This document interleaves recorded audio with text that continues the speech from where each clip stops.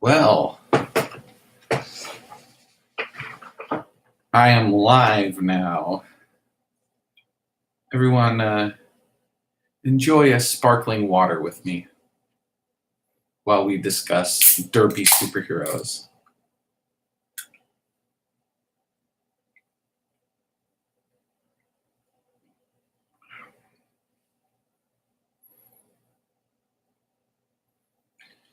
I have always designed and created strange cartoons and puppets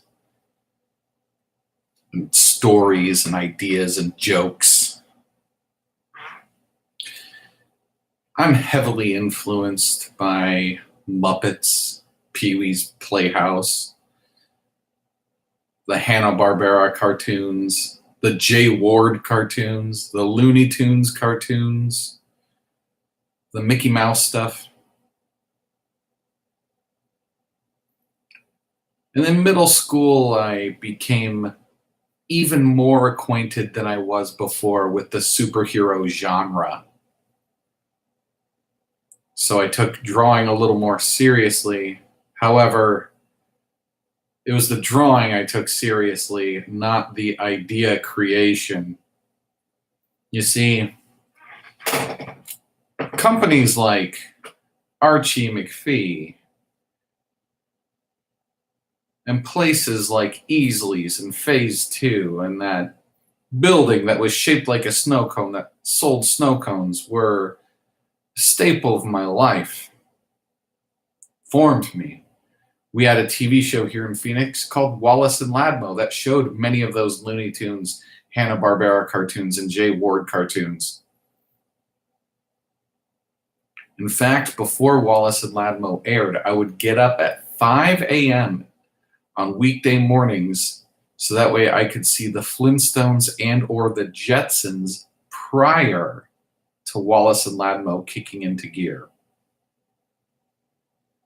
My good friends Arturo and Bree Ruiz were kind enough to give me this when they visited Seattle. Anytime someone visits Seattle, I ask them about Archie McPhee. Or if they say they lived there or are living there, I ask them about it. I've never been north of Burbank on the Pacific side of the nation. So things like San Francisco, San Jose, Portland, Seattle, that's foreign territory to me.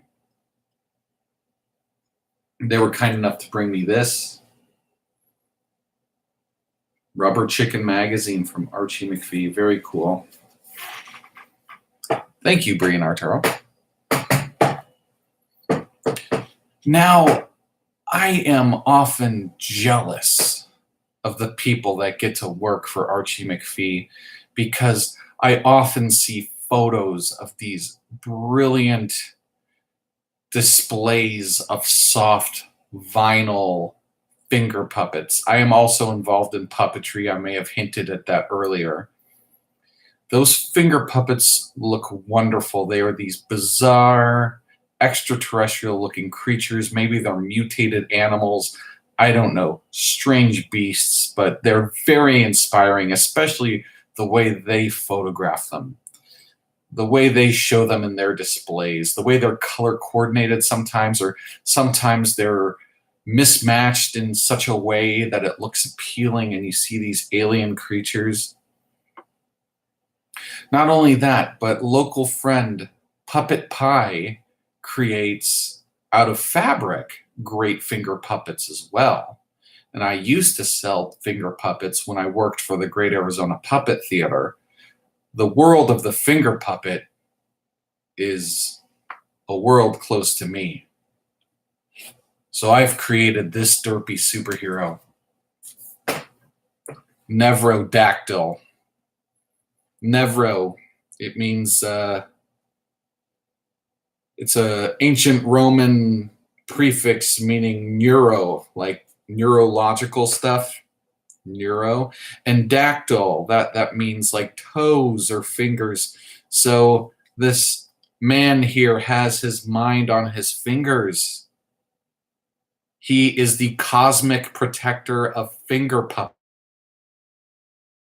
And I have seen commercials for this thing called the Atomic Puppet, where it's like a superhero puppet.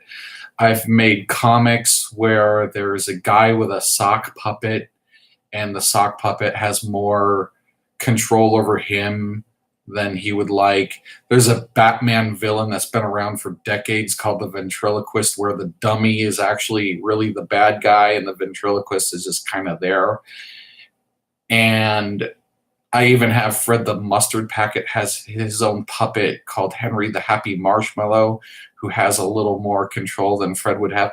So I've got this thing in my head of who's in control, the puppeteer or the puppet. I don't know. Well, anyway, that led my mind to worlds of finger puppets. And if there are worlds of finger puppets, then they should have a protector. And that's Nevro Dactyl. And his logo, his symbol, is kind of like a finger puppet that's simple, with a finger inside and bulging eyes. No, you're seeing his legs now. Okay. And then there he is with the angry finger puppet on his finger. He's ready to protect. So his head's a little big, but I used my drawing skills kind of almost to their max here in creating Nevro Dactyl. Nevro Dactyl is special in that when I drew this, I realized I had fallen off some kind of edge of sanity. And that's when I started the Fred the Mustard Packet Draws Derpy Superheroes story. When I drew this, I knew that I had something to say about drawing derpy superheroes, and I made a 100-page graphic novel about it. You can check it out on webtoons.com. And making that story led to me making this YouTube series of showing you derpy superheroes I've made and encouraging you to do the same.